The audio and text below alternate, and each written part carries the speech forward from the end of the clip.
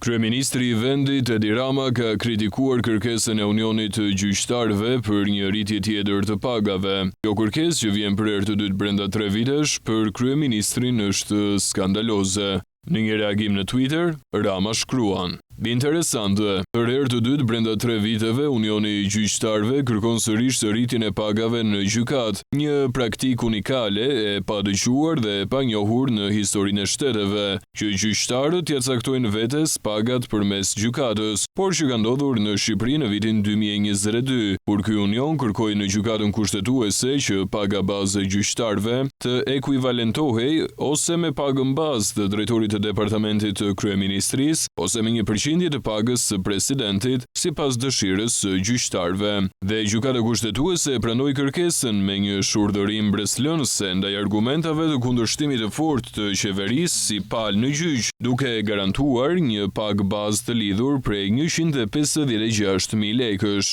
Mirë po, kjo ndërhyrje skandaloze e gjyqësorit në kompetencat e ekzekutivit, me sa duket i ka shijuar Unionit aq shumë sa pas rritjes së pagave të administratës në maj të vitit 2023, Unioni i Gjyqtarëve tani rikërkon përsëri nga gjykata rritjen e pagave të gjyqtarëve. Këtë herë Unioni kërkon që paga bazë të lidhet vetëm me pagën bazë të drejtorit të departamentit në kryeministri dhe kërkon sërish ndryshimin e ligjit. Ndërkohë që në vitin 2022 Unioni donte garantimin e një shume bazë pavarësisht çdo llogaritje, sot kërkon që, si pasojë e rritjes së pagës së administratës, të rritet paga edhe gjyqtarëve, dhe jo pak, por plot 700 euro. Do me thënë, ky unioni e kuptoka si një privilegj të përjetshëm faktin që për ta mbështetur pavarësinë e gjyqësorit dhe fuqizuar gjykatësit e dal nga vetingu, ne me reformën në drejtësi rritëm pagat e sistemit të drejtësisë menjëherë sa për 10 vjet, 20 vjet, duke e kthyer me vetdije piramidën e pagave të Republikës së Shqipërisë. Pra,